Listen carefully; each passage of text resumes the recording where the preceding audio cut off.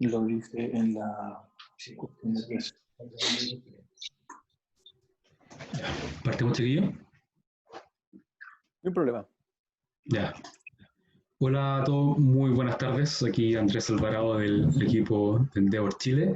Esta vez, bienvenido a todos y gracias por estar en esta update de la Ley de Protección al Empleo. Un poco las reglas de este webinar, 5 minutos de bienvenida a los speakers, después la presentación por parte de Sergio, Macarena y Ángeles, y después vamos a tener 20 minutos de preguntas y respuestas. Todas las preguntas que tengan las dejan acá en la cajita de chat, por favor, y nosotros la vamos a ir planteando a los speakers mientras vayan dando el tiempo. ¿De acuerdo? Ahora tenemos como speaker a Macarena López y Ángeles Santos de SL Abogadas con colaboración de Gaña Abogados. Macarena es abogada de la Católica de Chile, LLM de Northwestern y especialista en Derecho Laboral, también con experiencia en los estudios Claro y Compañía y Baker McKenzie.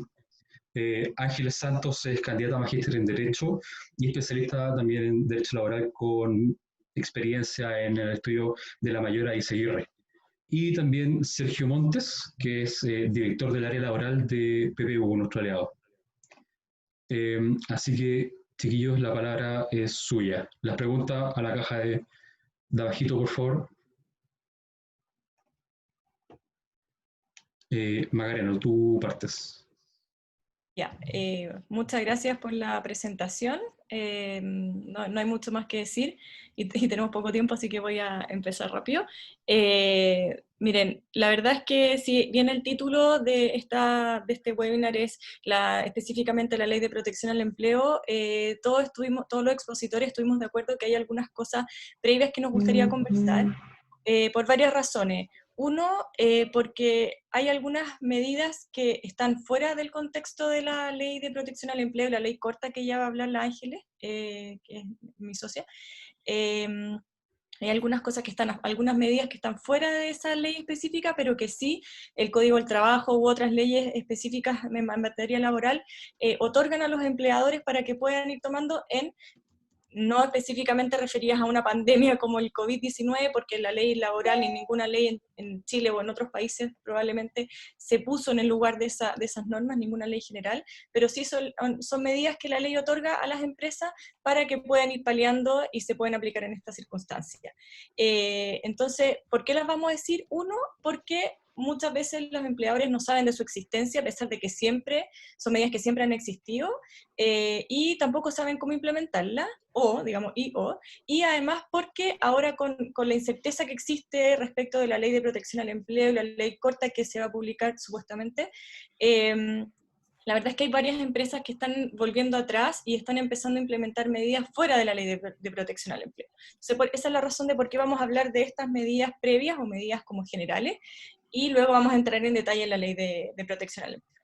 Entonces, la primera medida que los empleadores tienen y que las autoridades han recomendado, insistido y incentivado, digamos, es el trabajo remoto. ¿Ya? ¿A qué nos referimos con esto? Es específicamente la ley de teletrabajo, trabajo a distancia, es la posibilidad de los trabajadores de prestar servicios desde su casa o desde otro lugar, probablemente desde su casa en esta situación, y lo mencionamos porque, me imagino que muchos saben, pero hay una ley específica que se dictó, que estaba durmiendo en el Congreso hace 2 años, pero que se dictó en tiempo récord, justo cuando iba a empezar las cuarentenas obligatorias, y es una ley que combina, a nuestro juicio, la protección a los trabajadores, pero también la flexibilidad, tanto para empresas como para trabajadores, para que puedan adecuar su trabajo a un sistema remoto, ¿ya?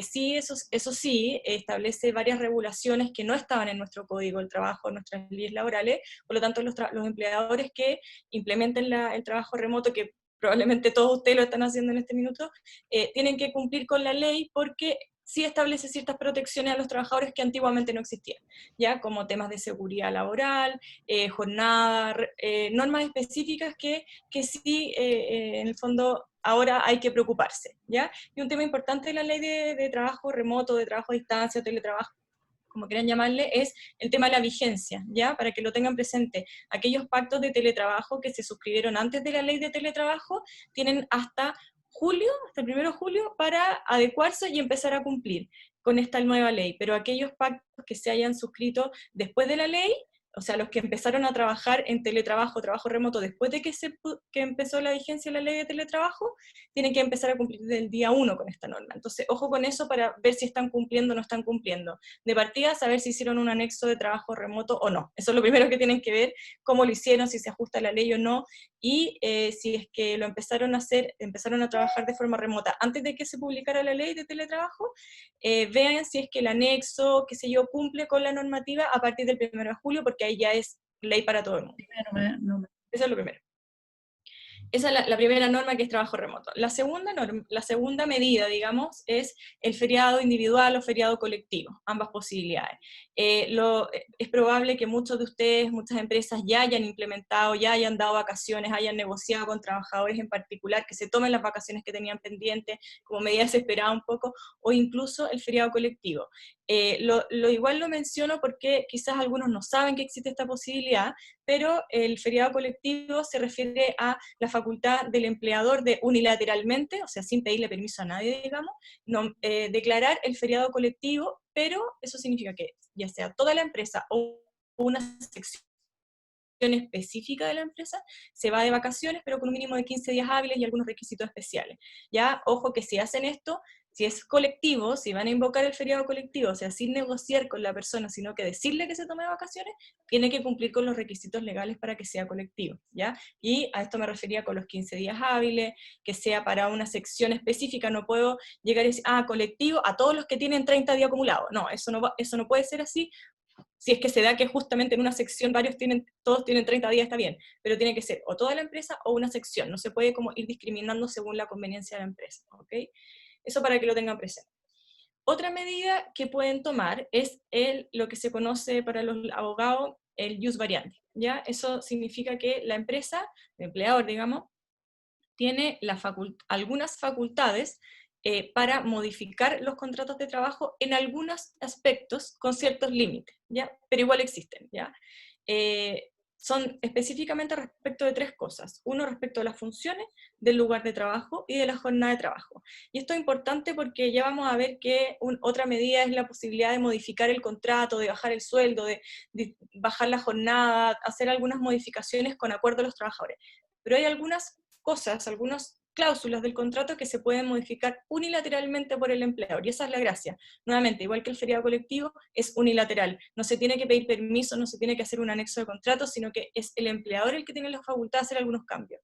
Como es unilateral, obviamente, la ley lo limita, ¿ya? Entonces, si bien se pueden modificar las funciones de los trabajadores, así como coloquialmente parchar algo, si es que la empresa sigue funcionando a pesar de la cuarentena, pero está trabajando con menos personas porque algunos están con licencia médica o tienen algunos grupos de trabajadores que no están yendo a trabajar, bueno, se pueden hacer cambios en las funciones de los trabajadores, pero siempre y cuando sean funciones similares. El típico ejemplo que se da es, no sé, a una secretaria se le pueden dar funciones de recepcionista, por ejemplo, o secretario, para no ser discriminado. Se le pueden dar funciones de recepcionista, pero no se le podría decir que empiece en este minuto a limpiar la cocina, por ejemplo, si es que era algo que no hacía antes. Tienen que ser funciones similares. O a un gerente de comercial no se le puede decir que empiece ahora a ser recepcionista. Esa es la idea, o sea, que sean funciones similares. En cuanto al lugar de trabajo, se puede cambiar el lugar de trabajo, o sea, se puede, por ejemplo, cambiar de sede al trabajador unilateralmente o de faena, pero siempre que esté en la misma ciudad. La jornada de trabajo, se puede también hacer algunos cambios en la jornada de trabajo, pero con un máximo de 60 minutos, atrasando o adelantando el inicio de la jornada. Siempre que sea por una situación que afecta a toda la empresa, que obviamente en este caso se podría dar. Otro límite en general de esta facultad unilateral de hacer cambio al contrato es que no ocasione ningún menoscabo al trabajador, ningún perjuicio, ningún daño, principalmente económico, pero también moral, de subordinación. Otra medida que se puede tomar previa a la aplicación o a acogerse a la ley de protección al empleo, es llegar a acuerdos con los trabajadores de modificación, un poco lo mencioné antes, de modificación de sus contratos de trabajo.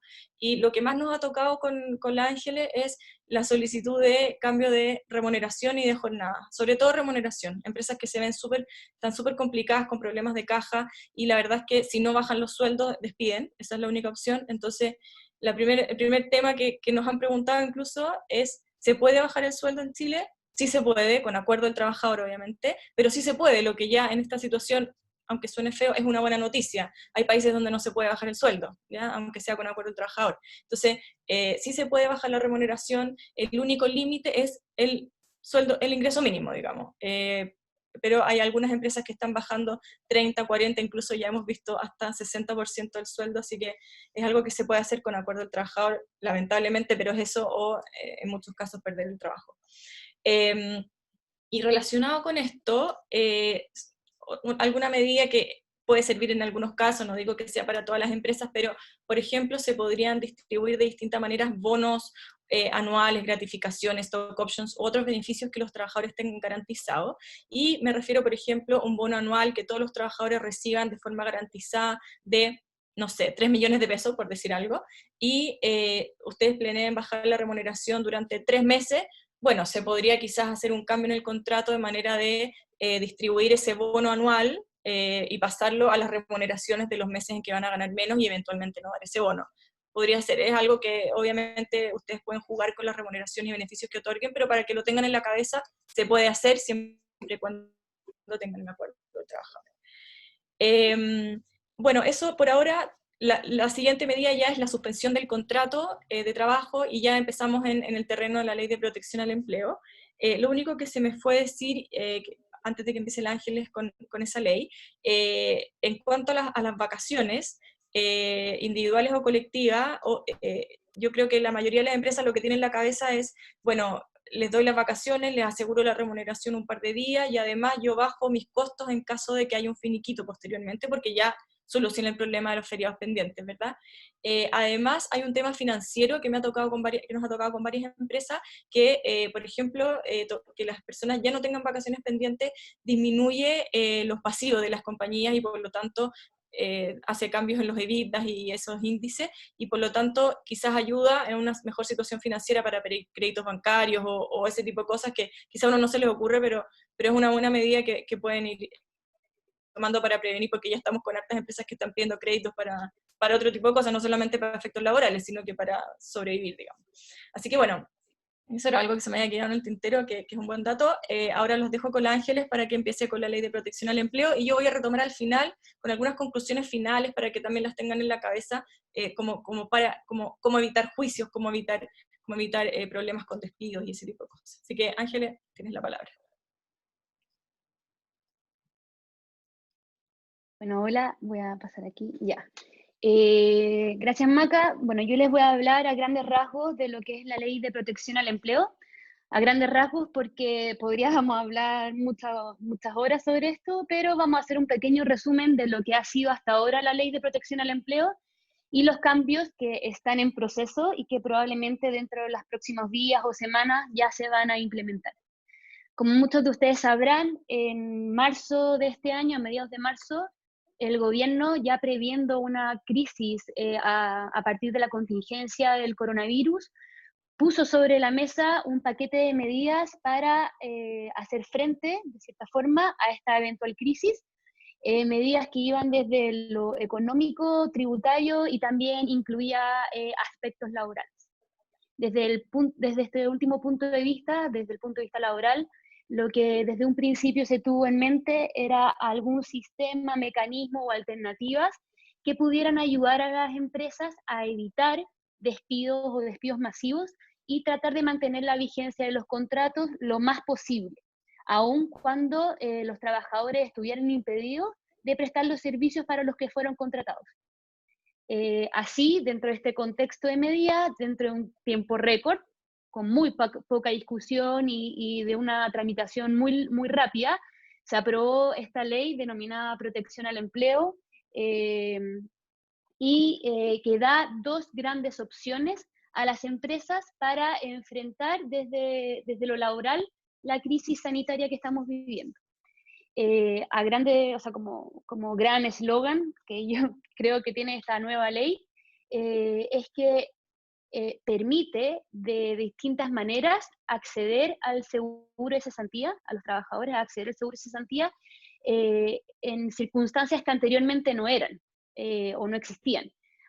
Históricamente el seguro de cesantía o la AFC entrega fondos, tiene dos grandes fondos, pero en resumen entrega fondos en una circunstancia de término del contrato, de despido. Pero esta ley abre una nueva alternativa de acceso a este dinero que está en el seguro de cesantía en circunstancias que anteriormente no existían o no eran contempladas por la ley. Bueno, como para un esquema mental, es importante tener presente que la ley tiene dos grandes supuestos o escenarios, ¿ya? El primero de ellos es la suspensión, que lo vamos a desarrollar mejor ahora, y el segundo es lo que se denomina el pacto de reducción temporal de jornada, ¿ya? Entonces, a vistas de una empresa, creo que estos dos grandes escenarios son los que plantea o pone sobre la mesa la ley de protección al empleo. ¿La suspensión qué es? La suspensión es una hipótesis en que las partes de un contrato de trabajo se ven liberadas de sus obligaciones. Así, en primer lugar, el trabajador se ve liberado de prestar los servicios para los que fue contratado, y en segundo lugar, la empresa se ve liberada de su obligación de pagar por estos servicios y de otorgar el trabajo convenido en el contrato. Entonces las partes quedan como en una especie de stand-by, en que nadie hace nada por un tiempo, ¿ya? Cuando se produce la suspensión, ahí es cuando la ley es un poco creativa y da dos grandes supuestos de suspensión. Uno es por acto de autoridad y dos es por un pacto entre el trabajador y el empleador. Me voy a referir primero al acto de autoridad. El acto de autoridad vendría siendo un supuesto de suspensión de pleno derecho o de manera automática, como para entenderlo bien, por el solo Ministerio de la Ley, a eso voy, en el evento en que una autoridad competente decreta medidas sanitarias que conllevan la paralización de las actividades de un sector o de una región del país, que impide totalmente la prestación de los servicios para los que fue contratado el trabajador. Así, por ejemplo, un acto de autoridad es una cuarentena o un cordón sanitario o la restricción de prestar servicios por parte de una actividad determinada que a ti como empleador te impide, o sea, te paraliza tus funciones y además impide al trabajador prestar los servicios para los que fue contratado. Esta hipótesis de suspensión, como dije en un principio, es de pleno derecho, no se necesita la voluntad de las partes, por el solo hecho de que un contrato esté dentro de estos márgenes, se entiende automáticamente suspendido y se producen todos los efectos liberatorios de toda suspensión. Bueno, y aquí al margen un poco, uno podría quedar al margen de la suspensión por acto de autoridad, aún en el caso en que uno esté absolutamente impedido de prestar el servicio, cuando se firma un pacto de continuidad, es decir, el trabajador y el empleador pactan que de cierta forma se va a continuar prestando el servicio, por ejemplo, por teletrabajo. Entonces ahí uno queda fuera de la autoautoridad, pero por voluntad de las partes, porque en estricto rigor, por el solo Ministerio de la Ley, ese contrato de trabajo está suspendido. Y la segunda gran hipótesis de suspensión es el pacto entre el trabajador y el empleador, es un pacto de suspensión en el que una empresa que se ha visto total o parcialmente afectada por la crisis puede, de cierta manera, pactar con sus trabajadores la suspensión, produciéndose los mismos efectos de la suspensión por acto de autoridad, pero aquí no hay autoautoridad, porque, por ejemplo, no estoy en una comuna con cuarentena o mi servicio no califica para, dentro de la autoautoridad que suspende un área.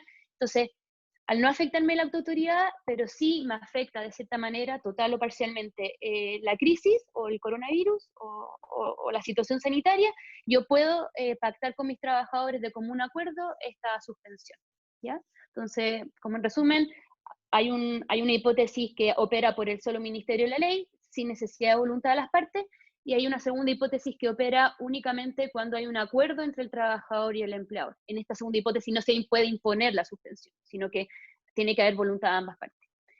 Los efectos en una y otra hipótesis son muy similares. Bueno, está este efecto liberatorio de toda suspensión, nadie está obligado a prestar el servicio, el empleado no está obligado a pagar, pero sí la ley como da ciertas como obligaciones al margen como para hacer efectiva la ley, ¿ya? Así, por ejemplo, si bien el empleador estaba eximido de pagar remuneraciones, sí mantiene su obligación de pagar cotizaciones previsionales. Hoy día, a la ley vigente, esta obligación solo asciende al 50% de las obligaciones previsionales de los trabajadores suspendidos. Probablemente dentro de los próximos días esto va a aumentar a 100, pero lo voy a explicar más adelante. Entonces, el empleador no paga remuneraciones, pero sí paga el 50% de las cotizaciones previsionales de los trabajadores suspendidos. Y en segundo lugar, el trabajador no percibe remuneración, pero sí tiene derecho a acceso al seguro de cesantía. Ante una suspensión, ya sea por pacto de autoridad por acto de autoridad o pacto, el seguro de cesantía comienza a operar y a entregar los porcentajes de fondos que entregaría en el mismo caso de un despido, por ejemplo. Entonces, el trabajador va a recibir en el primer mes de suspensión el 70% de su remuneración, luego 55, 50, y el porcentaje va disminuyendo gradualmente a lo largo de los meses por el que se prolongue la suspensión. No sé si explicarlo tan profundamente, pero tener en la cabeza que el seguro de cesantía está compuesto por dos grandes fondos, un fondo individual que tiene nombre y apellido de cada trabajador y que es dinero que el trabajador ha ido acumulando a lo largo de su relación laboral y que está ahí reservado únicamente para él.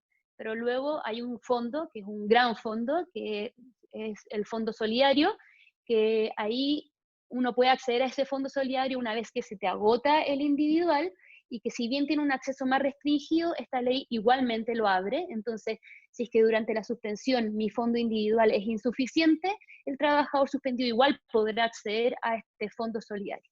¿Ok? Eso es a grandes rasgos, pero bueno, hay algunos requisitos que es importante tener presente para poder acceder a la ley bajo el supuesto de suspensión. En primer lugar, va a poder acceder al seguro de cesantía en una hipótesis de suspensión solo el trabajador que tenga 3 cotizaciones, las 3 últimas cotizaciones continuas sean con el mismo empleador, o que tenga 2 cotizaciones continuas con el mismo empleador y haya tenido 6 cotizaciones continuas o discontinuas dentro de los últimos 12 meses. Cumpliendo con ese requisito, el trabajador va a poder tener acceso a su seguro de cesantía en esta hipótesis de suspensión.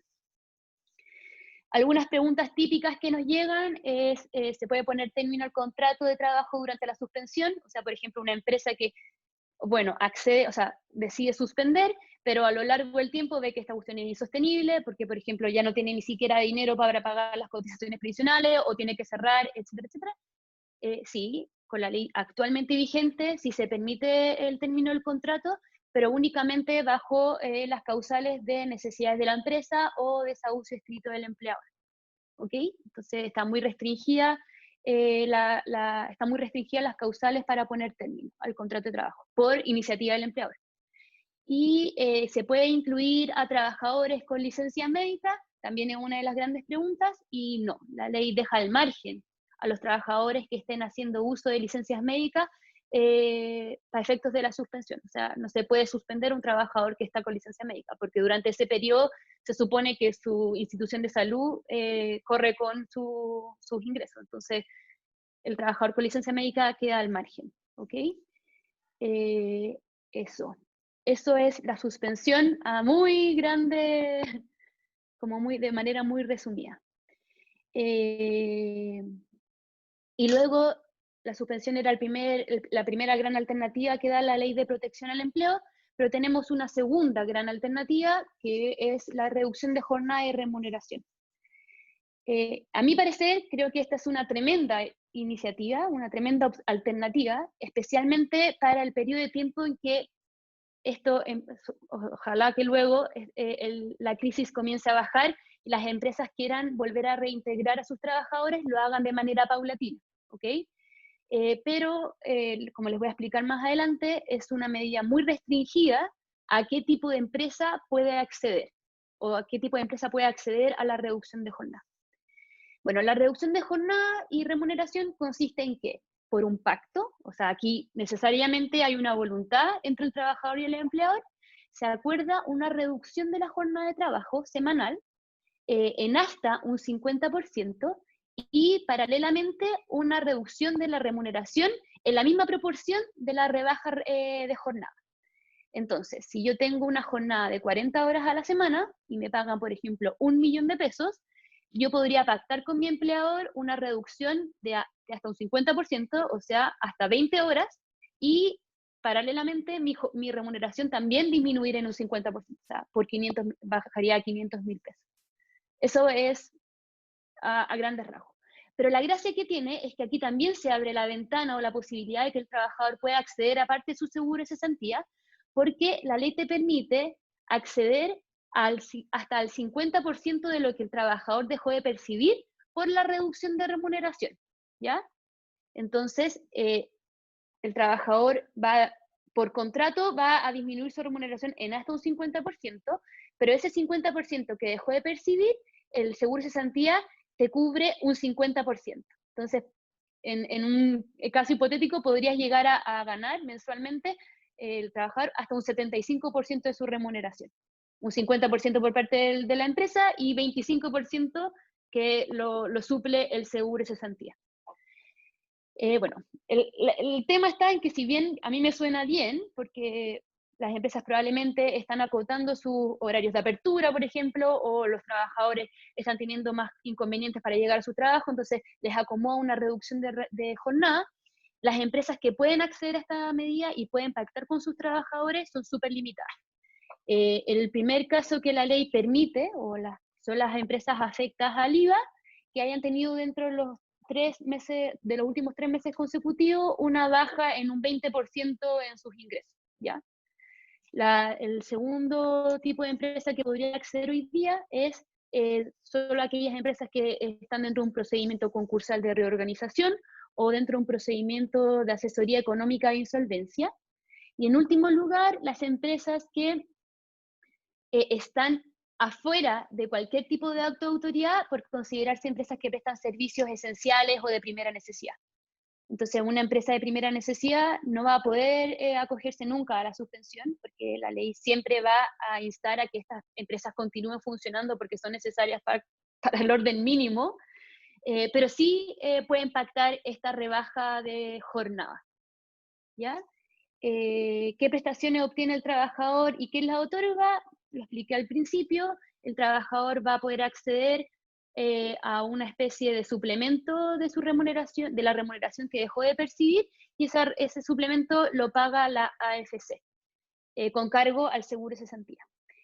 Aquí hay un tema operacional que se me olvidó mencionar en el tema de la suspensión, que es que si bien este suplemento lo entrega la AFC, todo el trámite como práctico para hacerlo efectivo se hace a través de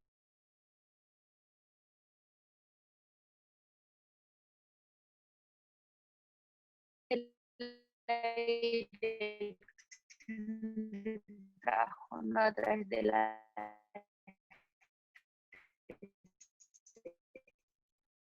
Y en el caso de prestaciones, en general todos los trabajadores, salvo específicamente los trabajadores con fuero.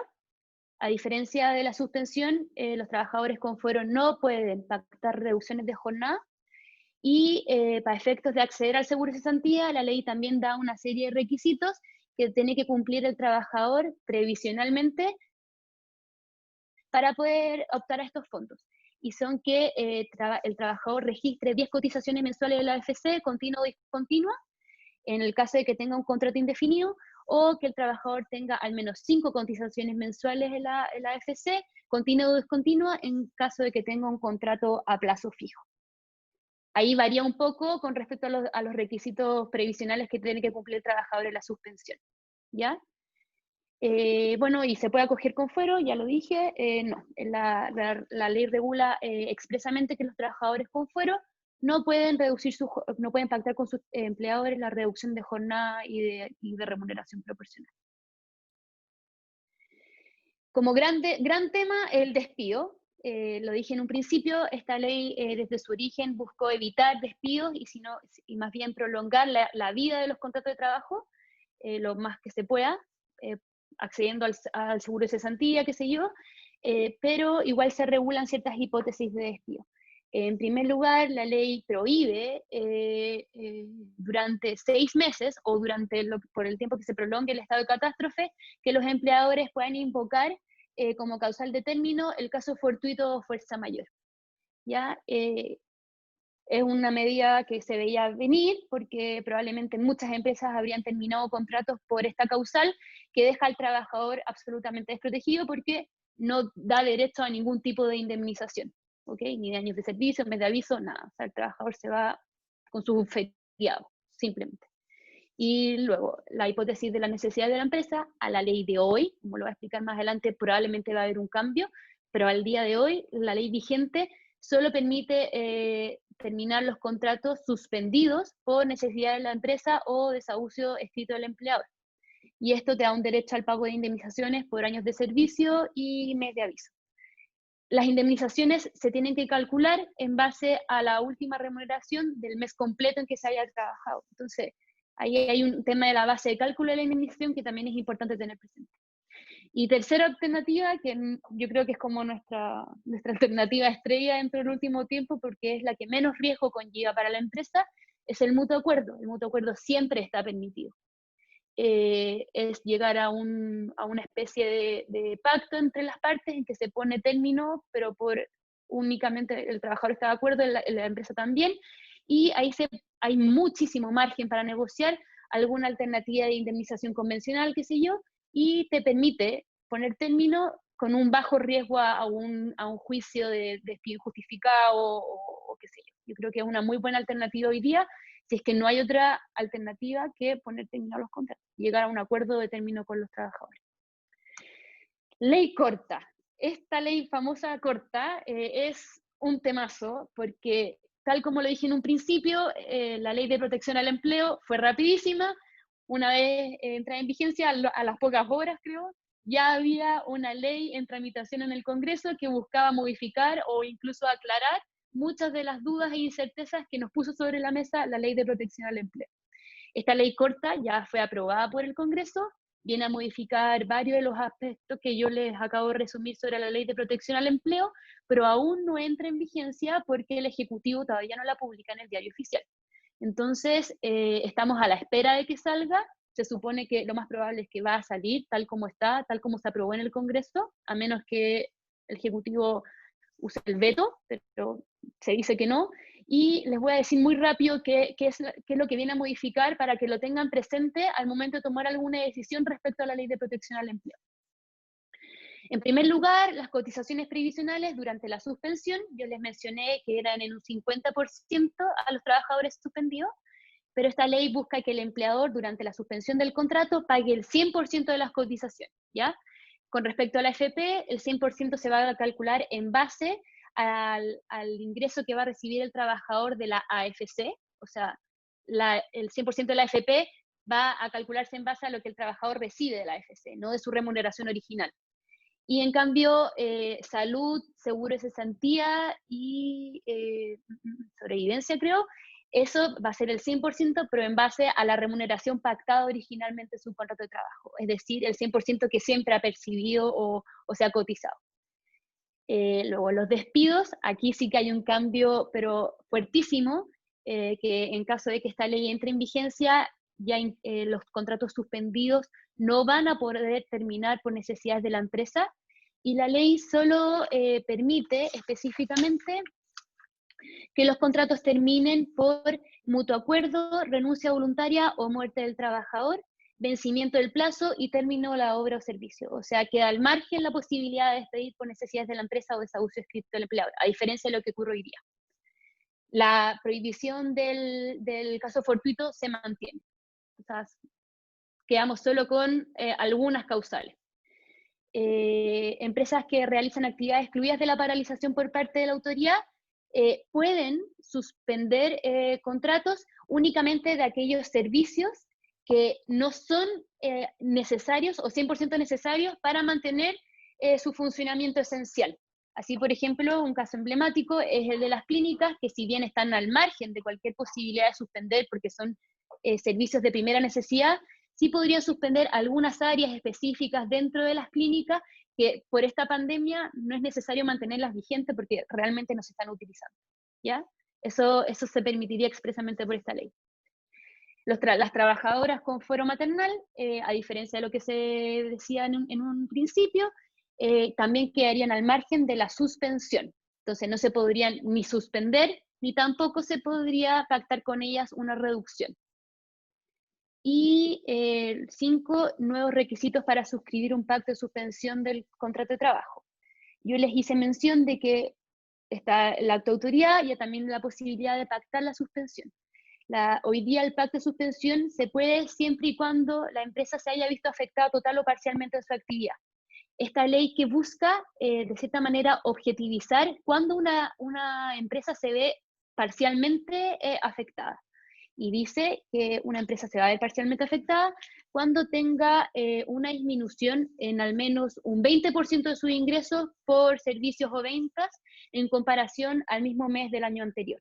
Entonces, la ley hoy día no dice qué empresa se ve afectada, cualquier tipo de afectación te podría permitir pactar una suspensión, pero la nueva ley buscaría restringir las empresas que pueden suspender por pacto únicamente a ellas. En nuestra opinión, este es uno más de los criterios que se va a poder usar para suspender, ¿ya? Es un criterio objetivo, pero si es que una empresa no ha visto afectada el 20% de sus ingresos, pero sí ha visto afectada otra parte importante de su empresa y que necesita suspender, en nuestro criterio también se podría.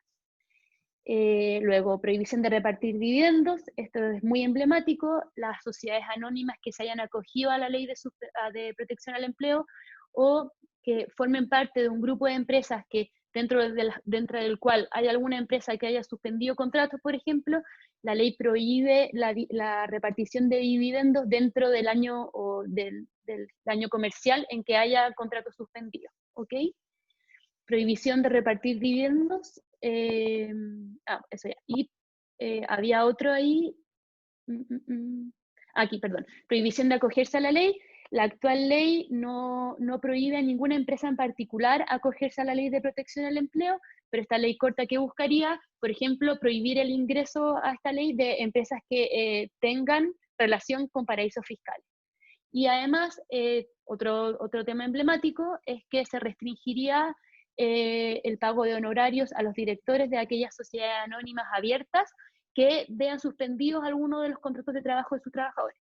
En este sentido, la ley buscaría que los directores de estas sociedades perciban como honorarios la misma proporción, 75, 55, 50%, que están percibiendo sus trabajadores suspendidos, como por efectos del seguro de cesantía. Y las empresas facultadas para pactar a reducción de jornada, que yo les expliqué que son 4 principalmente, se abre un poquito más la puerta a que otras puedan entrar, que son aquellas sociedades o empresas que tienen, por ejemplo, asiento en Isla de Pascua, Juan Fernández, y que hayan visto, producto del COVID, un promedio mensual inferior, o sea, perdón, hayan tenido una disminución promedio mensual de un 20% sobre el mismo periodo anterior, o empresas que, cualquiera sea su ubicación en Chile, hayan tenido un 20% menos en ventas en comparación con el mes del año anterior. Esas empresas también van a poder acceder al pacto de reducción de jornada. Y bueno, esto aquí lo último no tiene vigencia aún la ley, pero en caso de que entre en vigencia, que probablemente hacer los primeros días de junio, si es que lo hace, es importante saber que va a haber un efecto retroactivo en el tema de los pagos de las cotizaciones previsionales y en todos los efectos de la reducción de jornada y suspensión. Entonces, hay que estar muy atentos porque si es que se produce la publicación de la ley, probablemente que va a haber, las empresas que se han acogido a la ley van a tener que hacer algunos ajustes dentro de su plan o proceso interno. Y eso por la ley de protección al empleo. La Maca va a hablar ahora lo último, que son nuestras sugerencias finales. Sí, gracias, Ángeles. Sí, algunas sugerencias que hemos estado dando desde que empezó este tema, incluso sin haber tenido todavía la Ley de Protección al Empleo. En primer lugar, nuestra primera recomendación, y creemos que la más importante, es la implementación de medidas de forma progresiva, partiendo por las menos invasivas a los trabajadores probablemente, y luego siguiendo las más gravosas, como finalmente podría ser un despido. Y esto principalmente porque cuando las empresas se enfrenten a un eventual juicio o a una eventual fiscalización de la Dirección del Trabajo, o que algún trabajador les pregunte por qué están tomando estas medidas, o lo que sea que alguien les esté haciendo alguna pregunta, ustedes van a tener que demostrar o explicar, digamos, por qué tomaron la medida que tomaron, ¿ya? Entonces, si por ejemplo estamos en un juicio de despido justificado, ¿ya? Que ustedes despidieron por necesidad de la empresa, que la ley lo permite en este minuto, ya pongámonos en ese supuesto, despidieron por necesidad de la empresa porque están con una situación de crisis financiera, qué sé yo, y despiden. Bueno, de todas formas, a pesar de que la ley permita despedir por necesidad de la empresa, el trabajador igual les puede impugnar ese despido por esa causal. Y ustedes van a tener, como empresa, van a tener que acreditar por qué despidieron a esa persona, y probablemente van a tener que decir por qué no suspendieron, por ejemplo, a ese trabajador, por qué no le bajaron el sueldo nomás, sino que llegaron y despidieron. Entonces, por eso nuestra recomendación es ir tomando medidas de forma progresiva para decir, mire señor, yo hice todas las medidas que la ley me dio, las medidas previas, las medidas de la Ley de Protección al Empleo, hice todo, y sin perjuicio de todo eso, tuve que tomar la decisión de despedir a mis trabajadores. Estuve en la necesidad, o sea, obligado objetivamente a hacerlo, ya que ese es como el criterio jurisprudencial respecto a las necesidades de la empresa. Entonces, para tenerlo presente. Van a ser consultados eventualmente de las medidas que han tomado. Luego, implementación de medidas basadas en criterios objetivos. Si van a tomar medidas que afecten a algunos trabajadores y a otros no, por ejemplo, las suspensiones, o despidos, o sacar a vacaciones, o lo que sea, que la medida que tomen que afecte a un grupo de trabajadores, traten de basar esa medida o de definir al grupo al que están afectando, al grupo de trabajadores afectados, por medidas objetivas, por razones objetivas. Porque siempre en este contexto el riesgo que tenemos es, no sé si, yo creo que algunos lo pueden conocer, pero la tutela de derechos fundamentales. Que el alegato del trabajador sea que fueron discriminados, que fueron dañados en su integridad psíquica, que fueron hostigados, por ejemplo, muchos acuerdos van a ser, bueno, si no te bajas el sueldo te despido, y en ese caso van a tener que buscar medidas o razones o fundamentos objetivos por los cuales tomaron las medidas que tomaron. Acá la tutela o el tema del hostigamiento y discriminación siempre va a ser un tema, así que tengan ojo con eso. Y por lo mismo, el siguiente consejo es buen manejo comunicacional, ¿ya? A pesar de que muchos acuerdos van a estar, como les dije, van a estar relacionados con o te bajo el sueldo o alguna medida gravosa, o te despido, el manejo comunicacional en este sentido es demasiado importante, porque como se comunique las opciones, va a ser cómo se lo tome el trabajador. Así que ojo con eso, que sea la jefatura directa o personas con las que el trabajador se siente en confianza, y bueno, que traten de explicarle las razones, que sea una conversación fluida.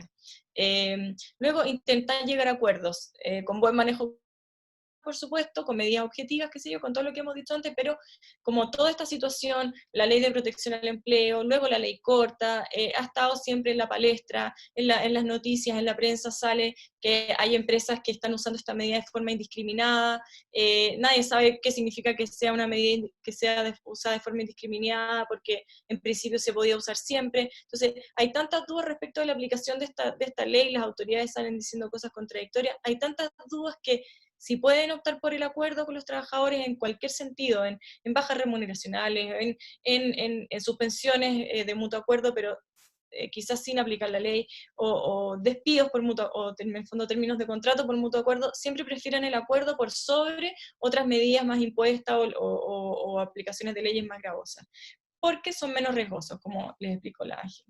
Y por último, una medida que quizás no tienen presente, pero, o sea, quizás no la tienen en la cabeza, pero la Dirección del Trabajo tiene una plataforma digital que permite incluso firmar finiquitos, así que explórenla porque se puede usar, ¿ya? Eso, esas son las recomendaciones finales, y ahora no sé cómo estamos con el tiempo, me imagino que me hemos pasado, así que le damos la palabra a Sergio.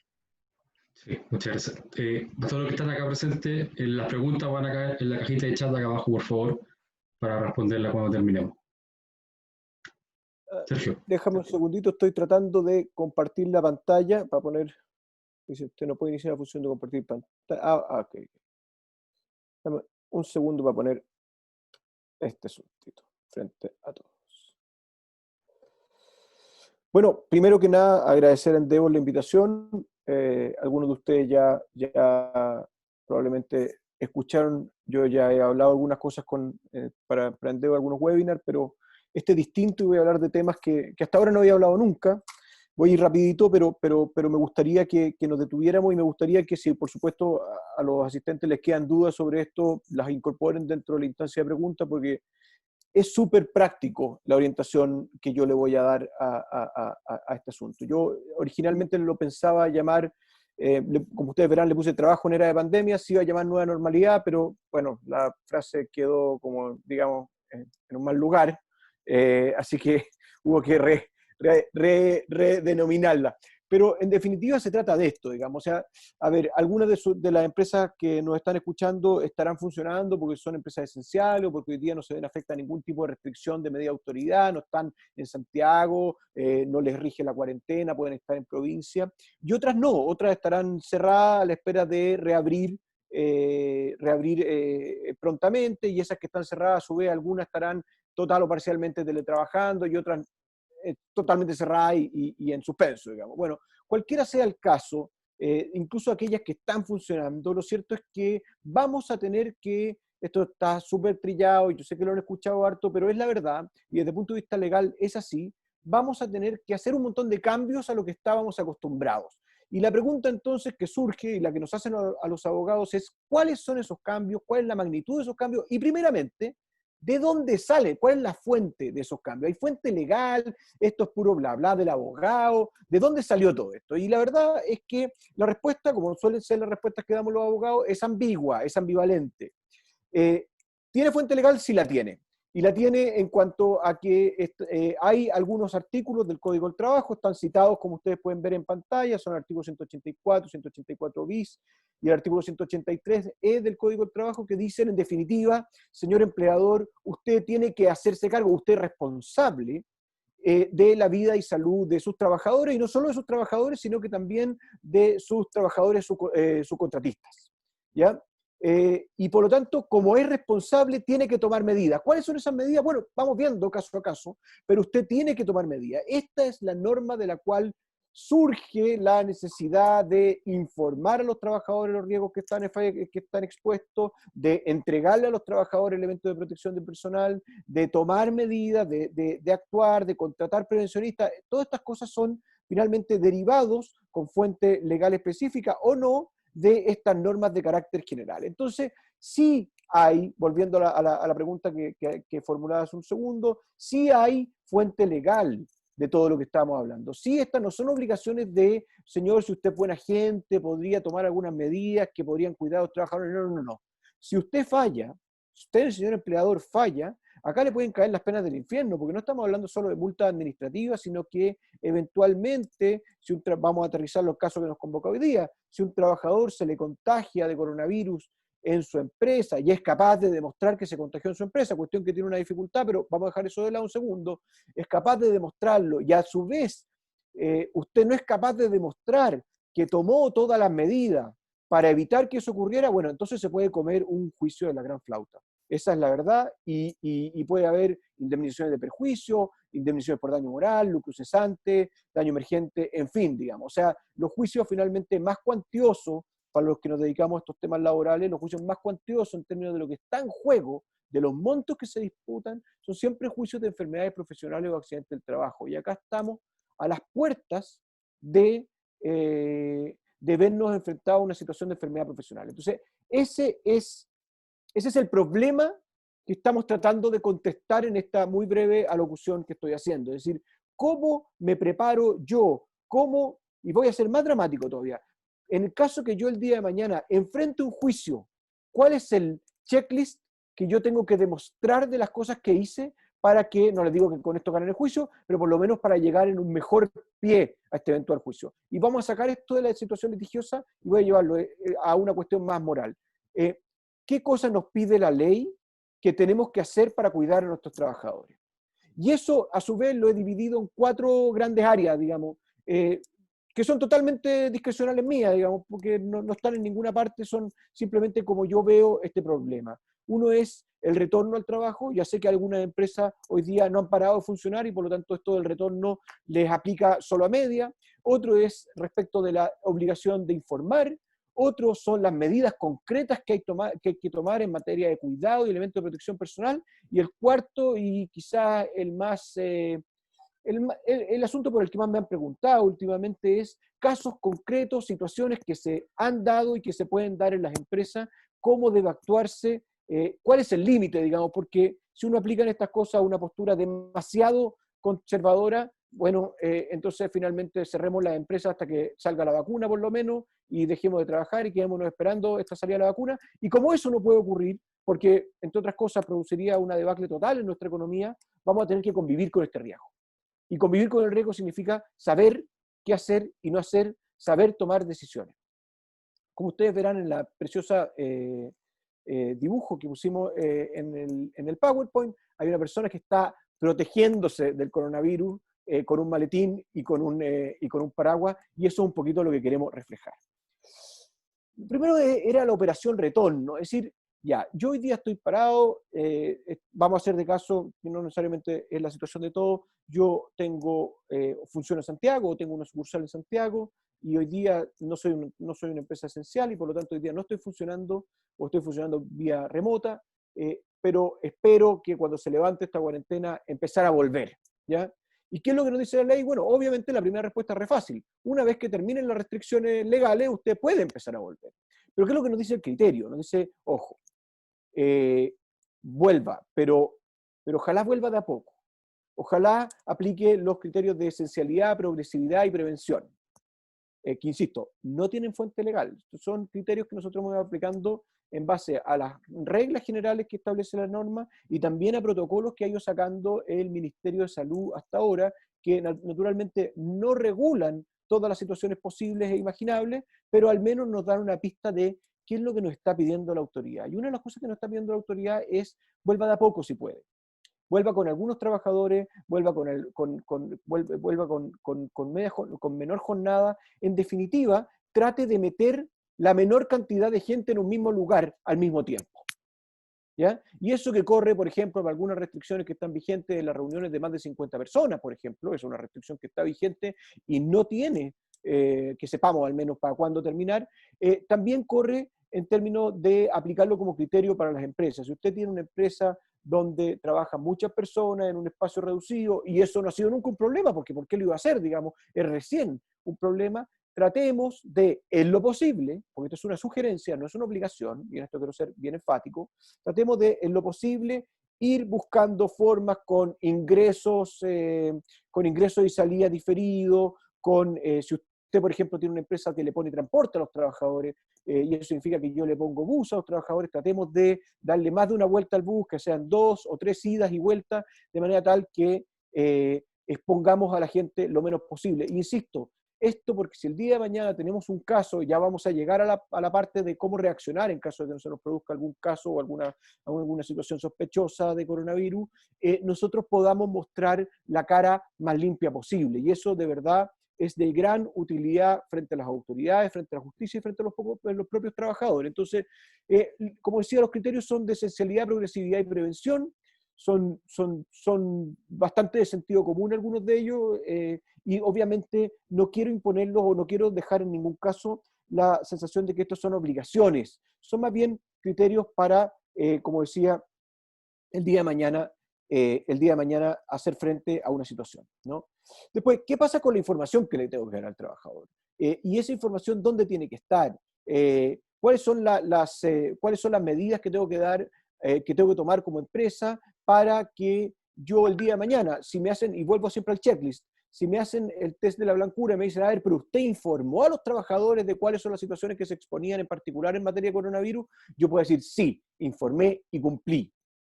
Y esa que siempre se ha llamado, se conoce normalmente con el nombre de derecho a saber, naturalmente, el derecho a saber, o más bien la obligación que tienen las empresas de informar a los trabajadores de los riesgos a los que se exponen en materia de accidentes y enfermedades profesionales, hoy día incluyen naturalmente coronavirus. Y en la medida que sea posible, yo no digo que esto sea una medida que haya que tomar mañana ni pasado, pero sí dentro de un plazo relativamente breve, las empresas van a tener que, entre otras cosas, actualizar su reglamento interno para incluir estas materias propias de coronavirus. ¿Y cuáles son las medidas que le vamos a sugerir a los trabajadores? Bueno, las mismas que han visto en la tele 358.000 billones de veces. El distanciamiento social, el uso de la mascarilla. Ojo, el uso de la mascarilla es bien importante porque el uso de la mascarilla es norma hoy día por decreto en determinados lugares, incluyendo lugares de trabajo cerrados, es obligatorio el uso de mascarillas. De manera tal que cuando las empresas vuelvan a una relativa normalidad, van a tener, esa relativa normalidad va a incluir, me imagino que por un rato relativamente largo también, va a incluir la obligación de que todos estemos trabajando con mascarilla, cuestión que es un cambio bien brutal y que va a ser pega del empleador estar fiscalizado. Esto es lo mismo que en la construcción el casco. Si uno ve a un trabajador de la construcción sin casco, tiene la obligación de decirle, señor, póngase el casco. Y si no se lo pone, a amonestarlo y no permitirle trabajar sin casco. Bueno, con la mascarilla va a ocurrir igual. Y con la mascarilla, por ejemplo, va a ocurrir que si yo trabajo en un edificio, yo también voy a tener que informar a los trabajadores que en el ascensor tienen que usar la mascarilla. Y voy a tener que sugerirles que además lo usen en el transporte de ida y de vuelta al trabajo. Y todo esto no porque me esté metiendo en la vida privada de los trabajadores, sino que porque es mi pega como empleador. Y de nuevo, en esto, esto no es un manual de buenas prácticas solamente. Esto es un manual de medidas que yo tengo que tomar para llegar en un mejor pie cuando se me produzca, porque seguramente se me va a producir un caso de enfermedad dentro de la empresa. Y yo voy a tener que decir, mire, yo hice todo lo que podía por evitarlo. Estamos en caso de pandemia, la enfermedad va a seguir expandiéndose, va a seguir habiendo contagiados, pero yo como empresa, y ese es el enfoque que le he querido dar a esta charla, yo como empresa hice todo lo posible, lo que estaba a mi alcance por evitarlo. Y eso, como dije, una de las cosas que hay que hacer es informar. Informar, ya dije lo de la mascarilla, pero también el uso regular de alcohol gel, poner a disposición de los trabajadores, eso ya lo vamos a ver, alcohol gel, la posibilidad de lavarse las manos constantemente, tomar medidas concretas, y acá me voy pasando al siguiente tema, que tomar medidas concretas de que si yo antes tenía, por ejemplo, un casino donde almorzaban mis trabajadores o un comedorcito donde almorzábamos todos juntos, a lo mejor armar 2, 3 o 4 turnos de almuerzo para que haya menos gente congregada en un mismo momento, en un mismo lugar. Y en particular hay 2 lugares que son especialmente sensibles, diría yo. Uno es el transporte, especialmente cuando ese transporte lo provee el propio empleador, y el otro es el almuerzo, porque son lugares en los que se congrega gente y que están bajo la esfera y el cuidado del empleador. Y desde el momento que yo pongo un lugar a la gente para almorzar en mi empresa, me hago cargo de eso. Y me hago cargo de que ese lugar sea seguro, limpio, higiénico, que nadie se me enferme con la comida, en fin, yo estoy asumiendo ese riesgo. Y una vez que ustedes lo asumieron, hay que hacerse cargo. Y ahí es donde van estas recomendaciones. Y de nuevo, estamos hablando siempre de sugerencias, ¿no? Pero si puedes hacer más de un turno, hágalo. Si puedes darle más de una vuelta al bus para que en vez de meter, no sé, 30 o 40 trabajadores en un mismo bus, hacer 2 vueltas de 20, mejor. Y ese son el tipo de cosas que yo creo que es súper importante. ¿Qué elemento de protección personal voy a tener que entregarle a los trabajadores? Y acá estoy siendo súper concreto. No hay norma todavía que lo obligue, pero a mí el buen criterio me dice que voy a tener que asegurarme que todos los trabajadores tengan mascarilla y por lo tanto proveerles de mascarilla. Voy a tener que tener alcohol gel disponible, ojalá cada determinada cantidad de metros, digamos, para que la gente pueda constantemente lavarse las manos. Voy a tener que entregar guantes quirúrgicos o guantes para limpieza. Voy a tener que tener mucho cuidado con la gente que sea trabajadora mía o sea una empresa contratista, haga el aseo. Hay un y no les voy a dar la lata porque es súper, súper, súper específico, digamos, pero hay un protocolo especial que sacó el Ministerio de Salud respecto de cómo debe ser el aseo en los lugares de trabajo. Y es, insisto, hiper específico. ¿Cuánto alcohol tengo que echarle, tengo que disolver en agua? ¿Qué tipo de limpieza tengo que hacer? ¿Cuánto dura la limpieza de superficie? O sea, súper puntual, no los quiero, por eso le digo, no quiero latearlos con temas tan puntuales, pero sí hacerles presente que efectivamente hasta ese punto se está metiendo la autoridad hoy día. Y de nuevo, en el test de la blancura, cuando el día de mañana tengo un problema, en el test de la blancura voy a tener que decir que le tiré, iba a decir le tiré pelota, que hice caso a lo que me dice este famoso protocolo de limpieza, que puse a disposición de todos los trabajadores la mascarilla, que me preocupé de que todos usaran la mascarilla todo el rato, que me preocupé de que los trabajadores usaran la mascarilla no solo dentro de la empresa, sino que también en el ascensor, si tienen que usar un ascensor, que en el reglamento interno lo actualicé y puse cosas tales como que en el transporte público, camino a mi casa, también tengo que usar la mascarilla. Me aseguro con eso que al menos lo que está a mi alcance lo estoy haciendo. Y eso lo hago para protegerme, no de buena persona. Además, si quieren, de buena persona, pero para protegerme. El enfoque, insisto, de esta conversación o de esta charla es cómo protejo a las empresas para que el día de mañana tengan los menos problemas posibles con lo que vamos a enfrentar por una probablemente muy buena cantidad de meses de aquí en adelante. ¿Ya? Y no quiero hablar de vacunas todavía porque como no existen, ¿para qué nos vamos a anticipar? Ojalá que existan muy pronto, pero probablemente las vacunas vayan a ser un tema de cómo lo manejen las empresas. ¿Ya? Otra de las cosas concretas, promover reuniones no presenciales. Todos hemos aprendido, yo diría que bastante durante estos meses que han corrido este año, a usar estas herramientas como la que estamos usando en este momento. La verdad, tengo la impresión de que esta herramienta la vamos a usar por un buen rato más, así que los que no han aprendido los invito a ponerse las pilas, porque realmente esto es concreto, digamos, ya hay protocolo del Ministerio de Salud donde le dice, señor, usted no haga reuniones, y si tiene que hacerla, ¿sabe qué? Va a tener que guardarme por un mes los nombres y root de las personas, nombre, root y teléfono de las personas que participaron en esas reuniones. Porque si uno de los participantes de esa reunión el día de mañana le detectan coronavirus, yo voy a tener el deber de informar a todos los participantes de esa reunión de que uno de ellos tuvo coronavirus para que tomen las medidas que correspondan si es que no son mis trabajadores. Si son mis trabajadores, ya vamos a entrar en ese tema. Entonces, ese es el nivel específico de regulación al que estamos llegando y que yo considero que es urgente que las empresas al menos tengan esto dando vuelta en su cabeza. Se prohibieron, se acabaron las galletitas en las reuniones, se acabaron las bebidas en las reuniones. Ya no le vamos a ofrecer ni un café al cliente que venga llegando. De eso se trata la vida que viene, muchachos. Entonces, este es el tipo de cosas que estamos teniendo que enfrentar, que estamos teniendo que conocer y que yo los invito a interiorizarse porque se trata de protegerlos. ¿Ya? Y algunas de las cosas que están acá, estoy pasando rapidito para no quedarme tan pegado, porque sé que estamos hechos de tiempo, ya las he dicho, el uso de la mascarilla, que hay una definición interesante, porque el decreto que establece la obligatoriedad de uso de las mascarillas tiene una definición de mascarilla, y la definición es re simple, es cualquier implemento que cubre la nariz y la boca al mismo tiempo. Por lo tanto, es una definición bien laxa. Nadie va a poder decir, por ejemplo, y acá me estoy aterrizando lo más concreto que puedo, nadie va a poder decir como empresa, mire, sabe que yo no pude darle mascarilla a mis trabajadores porque costaban 7 lucas cada mascarilla.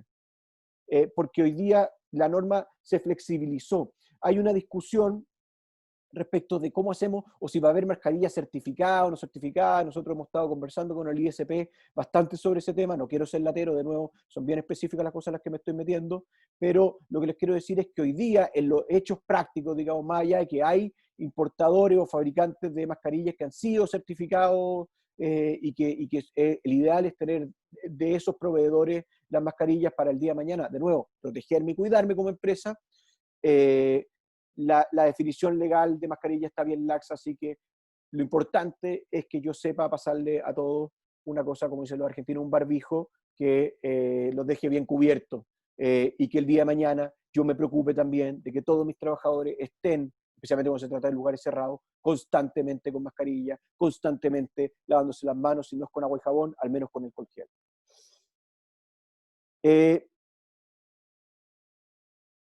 Una de las cosas que me han preguntado, y con esto voy acelerando el término, es qué pasa si a mí se me van presentando distintas situaciones relacionadas con el coronavirus. ¿Cómo voy a hacer respecto de eso? Y hemos dividido las posibilidades en 4 y a la vez cada una de esas 4 se van subdividiendo en distintos casos. La primera es cuando se me presenta un caso sospechoso. ¿Y qué es lo que entendemos por un caso sospechoso? Es un trabajador que presenta fiebre por sobre los 37,8 grados y además tiene tos seca, dificultades respiratorias, dolores musculares o dolores de garganta. Esas son los clásicos síntomas que están todo el día en la televisión, que están todo el día en la radio y que todo el mundo los tiene en la cabeza. Bueno, ¿qué pasa si llega un trabajador con estas características y pretende trabajar? Lo primero, usted, señor trabajador, no puede entrar. No puede entrar y yo estoy autorizado como empresa no solo a no dejarlo entrar, sino que además a tomarle la temperatura. Hay un dictamen de la Dirección del Trabajo que autoriza expresamente a que yo le tome la temperatura a mis trabajadores. Eso que en tiempos pre-pandemia hubiese sido discutible en términos de cuánto es lo invasivo que puedo ser yo como empleador respecto a la salud de mis trabajadores, hoy día ya, al menos en las cosas que digan directa relación con el coronavirus, hoy día ya la postura de la autoridad es bastante clara y bastante laxa. ¿Ah? Señor, usted tómele la temperatura, usted pregúntele por sus síntomas. Esta es una de las medidas que se me pasé rapidito el PowerPoint, así que se me quedó decirla. Usted puede, y hasta quizás diría es súper sugerible hacer encuestas a sus trabajadores, ya sea vía web o presenciales, respecto de no solamente de cómo se han sentido, si han tenido determinados síntomas, sino que también si es que su entorno, sus familiares han tenido coronavirus, de si el entorno, familiares han tenido los síntomas propios del coronavirus. Hasta ahí, incluso hoy día, yo diría, se puede llegar y hasta, si es posible, se debería llegar. Porque hoy día el énfasis de la autoridad está puesto en el control. A veces está más puesto en la confidencialidad, en los derechos individuales, en el derecho, por ejemplo, a la confidencialidad del trabajador de resguardar su información médica, pero hoy día está puesto en el control. Es decir, señor empleador, usted no permita que, si usted tiene la más mínima sospecha de que alguien puede tener coronavirus, no lo deje entrar. Y además, las personas que trabajan, mándelo a hacerse un examen. No lo deje volver mientras no tenga el resultado de ese examen. Y además, autorice a aquellas personas que trabajan en contacto estrecho con esta persona, con este sospechoso, llamémoslo así, no muy bonita la palabra, pero llamémoslo sospechoso, a las personas que trabajan en contacto estrecho con este sospechoso, autorícelas a ir a hacerse un examen. Respecto de este primer caso, sí, estamos hablando siempre de un señor que no tiene un diagnóstico oficial de coronavirus, sino que simplemente presenta algunos síntomas, no tengo obligación de mandar a otros trabajadores a cuarentena. Yo diría que el deber del empleador llega hasta autorizar a trabajadores y ser enfático, digamos, ser bastante persuasivo en que no solamente autorizado, sino que debieran hacerse un examen y que quedara a criterio del médico que les hace el examen si es que les da o no les da una licencia médica. Ahora, ¿dónde debieran hacerse el examen? Esto es una cosa que está discutible, que está en el aire, pero en mi mejor saber y entender, yo diría que si la razón por la que estoy mandando a trabajadores a hacerse un examen es porque creo que estuvieron en contacto con otro trabajador mío que probablemente tenga coronavirus, entonces yo podría intuir como empleador que este contagio tiene un origen laboral y por lo tanto el lugar para hacerse el examen sería la mutual, ¿ya? Y no cualquier otro lugar. Naturalmente, si después, el día de mañana, esta eventual licencia médica va a ser otorgada como enfermedad común o enfermedad profesional, eso es algo que nosotros lo dejamos en manos de las instituciones de seguridad social. Pero mi humilde sugerencia siempre es que yo sea ante la sospecha de que esto tenga un origen laboral, sea conservador y por lo tanto siempre opte por el seguro de accidente del trabajo, enfermedades profesionales, y por lo tanto haga que el trabajador asista a la mutual. Ahora, ¿qué pasa cuando este caso sospechoso u otro, digamos, ya no es sospechoso, sino que tenemos un caso confirmado de coronavirus? Entonces, ahí la cosa ya va escalando, digamos. O sea, ya no solamente voy a no dejar que este trabajador llegue, naturalmente tiene coronavirus, por lo tanto va a tener una licencia médica que va a amparar su inasistencia, sino que voy a tener que tomar algunas otras medidas respecto de él. Primero, informar al MinSal. Obviamente, si yo me enteré a través del MinSal del coronavirus, no tengo que informarlo. Pero si me enteré por el trabajador o me enteré por cualquier otra vía, yo debiera informarlo. Hay una página web que la están viendo ahí la están viendo ahí en el PowerPoint, que es específicamente para informar del conocimiento de trabajadores con coronavirus. Esta información debiera, y vamos a entrar en un mundo súper teórico porque esto no está ocurriendo, desde ya se los digo, debiera gatillar una investigación por parte de la Seremi, nada de eso está ocurriendo. Está la autoridad médica, no estoy diciendo ninguna novedad, digamos, está totalmente sobrepasada por esta pandemia y hoy día estas investigaciones que eran el ideal, digamos, y era lo que queríamos, era lo que quería la autoridad hacer, hoy día la verdad se están haciendo tarde, mal y nunca. Así que olvídense, cumplan con informar porque es el deber, pero si eso va a gatillar o no una información, una investigación, la verdad es que soy bastante escéptico de que eso ocurra. Después, respetar la licencia médica, eso es una obviedad más grande que una casa. Y en tercer lugar, si es que yo tengo buenas razones para pensar que esta enfermedad profesional, este coronavirus profesional, este coronavirus tiene un origen profesional, es decir, es el cuarto tipo de esta sección que se me enferma, bueno, hay buenas razones para pensar que el tipo se contagió en la pega y por lo tanto debiera informar a la mutual a través de la abierta. ¿Ya? Ahora, ¿qué pasa con los compañeros? Porque respecto al caso puntual es como relativamente fácil, no creo haber dicho ninguna cosa fuera de lo que probablemente les dicta todo el sentido común. Ahora, ¿qué pasa con los compañeros del trabajo? Yo tendría que informar, cuando informe del caso coronavirus, también tendría que informar a los trabajadores que tuvieron contacto estrecho. En este PowerPoint, que voy a dejarlo a disposición, hay una definición bastante específica de qué es lo que se entiende por contacto estrecho. Ahora, lo que ha dicho la autoridad es que la única autorizada para determinar quiénes tuvieron contacto estrecho en última instancia es el Ministerio de Salud, a través de la Seremi. Pero realmente, y ya les dije, digamos, están totalmente sobrepasados, así que vamos a tener que ser un poquito más proactivos y vamos a tener que nosotros tratar de intuir quiénes son los contactos estrechos en base a criterios que ya están entregados en los protocolos del Ministerio de Salud, informar sobre eso al Ministerio y además impedir que estos trabajadores, que los que tuvieron contacto estrecho, no cualquier flaco de la pega, los que tuvieron contacto estrecho, impedir que vuelvan al trabajo antes de que cumplan su cuarentena. Esto va a ir muy probablemente de la mano con una licencia médica, así que la verdad es que esto no va a ser una prohibición voluntaria, sino que va a ser finalmente va a estar amparada una licencia médica, pero de nuevo, yo tengo que mandar a la gente a hacerse examen, yo tengo que insistir que se hagan el examen y que fruto de ese examen además salga una licencia médica. Ahora, hay otra obligación que viene interesante porque es hasta qué punto tengo yo, ¿dónde está el límite de lo que yo tengo que transmitirle a los trabajadores? ¿Tengo que decir que se me presentó un caso de coronavirus? Sí, yo diría que hay que decir. ¿Tengo que decir quién es el caso de coronavirus? O sea, esto ocurrió a Pedro, Juan o Diego, Pedro Pérez llegó con coronavirus hoy día. Yo diría que no, porque ahí estoy transgrediendo el deber de confidencialidad que yo tengo respecto a la situación de salud de mis trabajadores, a las que he tomado conocimientos porque soy empleador, digamos, no porque sea el compadre, digamos, del tipo que llegó enfermo.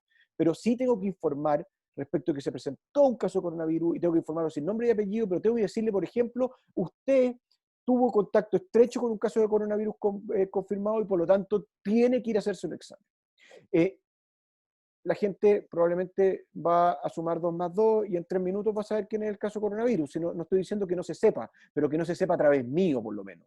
Digamos, y que no haya fuentes formales mías diciendo, mira, Perico Pérez fue el flaco que le dio coronavirus, así que mejor váyase usted para la casa. Porque ahí de nuevo estoy transgrediendo en este bien difícil equilibrio entre el control y dar debida y oportuna información a mis trabajadores versus cuidar la información confidencial de mi otro trabajador, es re difícil el equilibrio, pero nunca decir el nombre y apellido. Decir, usted tuvo contacto estrecho con una persona con coronavirus y por lo tanto tiene que hacer tal o cual, digamos, tiene que hacerse el examen, tiene que hacer cuarentena, pero no decir, no decir el nombre y apellido porque se puede meter en un problema, ¿ya?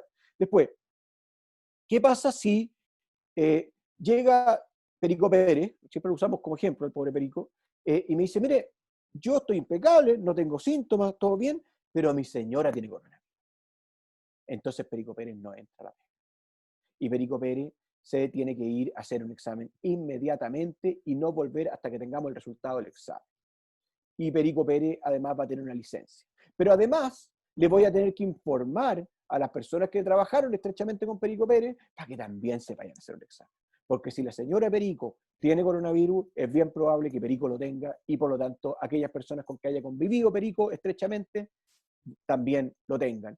Así que en esto yo siempre voy a dar el consejo de ser más conservador, es decir, mientras más personas le informe, mientras más personas yo les dé autorización y las inste a hacerse un examen, mientras más personas no les deje volver sin una autorización médica para volver, más conservador voy a ser. Y respecto de las licencias médicas, que siempre es un tema, digamos, o sea, a ver, ya, yo mando a medio mundo a cuarentena, todo bien con eso, estoy siendo súper conservador, no estoy corriendo riesgos, pero tengo dos problemas. El primero es que cómo diablos funciona la empresa, y segundo, ¿quién paga esos días? Bueno, uno siempre quisiera como empleador que esos días los pague una licencia médica. Por eso uno no manda a todo el mundo a hacerse el examen. Uno manda a las personas que uno razonablemente cree que podrían haber tenido una convivencia con la persona contagiada o con la persona sospechosa y que por lo tanto que sería razonable que yo los inste a hacerse el examen y no les permita volver ante el examen o no les permita volver ante la cuarentena cuando se trata de un caso confirmado. Pero siempre buscando o instando a que esos días, en definitiva, los pague el sistema de seguridad social. Hoy día, todas las medidas, todos los protocolos, todos los dictámenes que han sacado las distintas autoridades, llámense BINSAL, Superintendencia de Seguridad Social, en fin, Superintendencia de Salud, y van apuntando hacia que haya licencias médicas, que esto no sea de carga del empleador, porque hay conciencia, y acá engancho directo con lo que estaban con la primera parte de esta presentación, hay conciencia de que no le podemos cargar mucho la mano a los empleadores porque se sabe que en buena medida ellos están con el agua hasta el cuello. Entonces, tratando siempre de que esto sea a través de licencias médicas. Acá está el tema de licencias médicas. Como decía, están todas, yo voy a pasar rápido porque sé que estamos súper cortos de tiempo, pero ahí están todas las casos donde ya se ha regulado mediante distintas formas, circulares, dictámenes, en fin, ya se ha regulado que siempre ante un caso probable o posible de coronavirus razonable, siempre debiera ir aparejado de una licencia médica. Esa licencia médica puede ser una cuarentena completa, puede ser mientras dura el resultado del test, pero siempre lo que está instando la autoridad es que al final del día, esos días de ausencia vayan de cargo el sistema de seguridad social y no vayan de cargo ni del empleador, que tenga que pagar por días que el trabajador no trabajó, ni del trabajador en el sentido de que se le descuenten días que finalmente no le va a pagar nadie. Eso es, en grandes rasgos, lo que originalmente se iba a llamar nueva normalidad y después de que la palabra cayó en descrédito, ahora se llama operación retorno. Perfecto, Sergio, muchas gracias. Oye, nos llegó una pregunta anteriormente en otra oportunidad que nos planteaba básicamente el emprendedor que si el empleador podía complementar el sueldo de un empleado con contrato suspendido, ya que entendemos que la AFC va el 70% del sueldo y así va bajando. ¿El empleador podría complementar el sueldo para ayudar al empleador, digamos? ¿A qué va la pregunta, perdona? A Sergio o Ángeles, no sé. Ya, mira, a ver, lo que está súper prohibido es que yo haga una triquiñuela, que es probablemente la Ángela y la Maca van a estar de acuerdo conmigo, y si no, por favor, que me lo digan, no me siento. Lo que está totalmente prohibido es que haya una triquiñuela, que haya una apariencia de suspensión, que en realidad no es tal, digamos, para echarle mano al fondo de la AFC y yo como empleador me ahorré unas lucas. Eso está totalmente prohibido. Entonces, lo que en definitiva, para allá lo súper en concreto está prohibido es que haya servicio más remuneración, aunque no sea ni total de los servicios ni total de la remuneración. Ahora, cuando yo lo desagrego y efectivamente el contrato está suspendido, pero yo como empleador quiero subsidiar una parte de lo que el trabajador está dejando de ganar, porque está dejando de ganar, digamos, eso es parte de las reglas de juego de la Ley de Protección al Empleo. Yo no veo inconvenientes legales, e insisto, en la medida que no haya contraprestación, que no haya servicio alguno, yo no veo inconvenientes legales para que el empleador complemente de alguna manera esa remuneración. Naturalmente se trata de un tema que no está expresamente resuelto en la ley, pero al menos la forma en que yo la entiendo sería esa mi respuesta. Perfecto. Ángela, no sé si queréis complementar o... Sí, es que coincido, pero lamentablemente la ley no lo regula, ni tampoco la autoridad lo ha esclarecido. Esto ha sido como bien ambiguo en el tema, han sido esquivos con la pregunta. Pero creo que la ley, al no señalarlo perfectamente se puede, siempre y cuando se respete lo que Sergio decía. Pero no me sorprendería que hubiese un cambio en el criterio o algún dictamen que dijera algo distinto y ahí habría que reevaluar la situación. Perfecto. Y no sé si tenemos preguntas aquí en el chat, si alguien quiere preguntar. O levantar la mano también pueden hacer la pregunta en voz alta.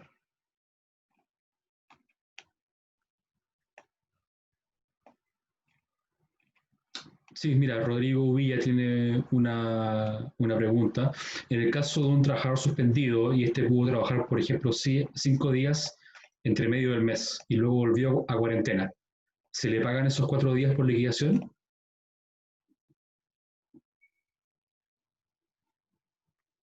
Si entiendo bien, sería un supuesto en que hubo una orden de autoridad, después se suspendió esa orden de autoridad y se reactivó 5 días después. Claro. Claro, en ese caso habría que, y la suspensión se la coge por orden de autoridad, en mi criterio habría que pagar esos 5 días y liquidarlos como normalmente he trabajado. Perfecto. Bueno, ya no hay más preguntas. Yo veo otra de doña Gabriela Muñoz, que pregunta, para no dejarla como que le dice el quite, si mascarillas deben ser entregadas por el empleador, yo diría que sí. Yo diría que sí, al ser obligatorio que en los lugares de trabajo, al menos los cerrados, se usen mascarillas, yo diría que es una obligación del empleador. Perfecto. Y Annette nos pregunta, después de usar la ley de protección del empleo, una vez terminados los 3 meses, ¿qué opción hay más allá de ese periodo?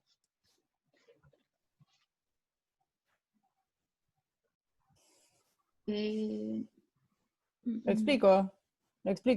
Sí, por favor. Entonces, no, la cosa es una pregunta que nos hizo un emprendedor que no pudo venir, lamentablemente, en el fondo ellos tienen tiendas en Santiago y se acogieron al tiro ¿cómo se llama? La posibilidad del fondo de ir apaleando el hecho de no usar las personas. Entonces están llegando al final del tercer mes y se preguntan, ¿qué hacemos ahora? O despedir o volver a pagar full sueldo, ¿cómo funciona el tema? Pero ellos suspendieron, ¿verdad? No, o sea, y si siguen órdenes de autoridad que los acojan o tienen acuerdo con los trabajadores, yo creo que incluso podrían renovar la suspensión. Si no conozco ningún plazo de 3 meses para efectos de la suspensión. No sé, si me pierdo ahora en las palabras. Yo estoy de acuerdo con la Ángela. Yo creo que esto es un acuerdo renovable mientras esté vigente la ley.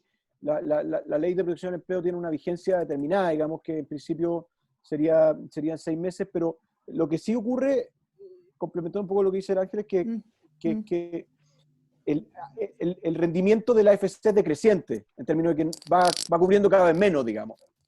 Entonces, efectivamente, lo que tú puedes renovarlo, no veo problema, eso respondiendo derechamente a la pregunta, pero efectivamente el problema que se va a producir más bien de orden práctico, que es que se va disminuyendo, digamos, el ingreso del trabajador en concreto. Ya. Perfecto. Gracias. Gracias, Annette. Bueno, yo creo que estamos listos, pasados del tiempo. Pero bueno, muchas gracias a Ángel, Macarena y Sergio. De verdad se pasaron, estuvo muy, muy interesante. Bueno, Sergio también una mención especial por ser ya el tercer webinar que hace con nosotros. Así que ya no es nuevo con Endeavor, así que está haciendo Pero lo hago con interesante. mucho gusto, así que Sí. de verdad feliz. Se nota. Oye, y antes de terminar, recordarle a todos los asistentes que en la página www.juntosporlosemprendedores.com está todo este material que estamos haciendo en webinars, en documentación, en notas que son bien súper útiles para todos los que nos están viendo. Así que muchas gracias, chiquillos, nuevamente y hasta luego. Estupendo, muchas Adiós, gracias a ustedes y a los Muy bien. asistentes. No, muchas gracias por la Chao, invitación. chao. Chao. Gracias. Chau.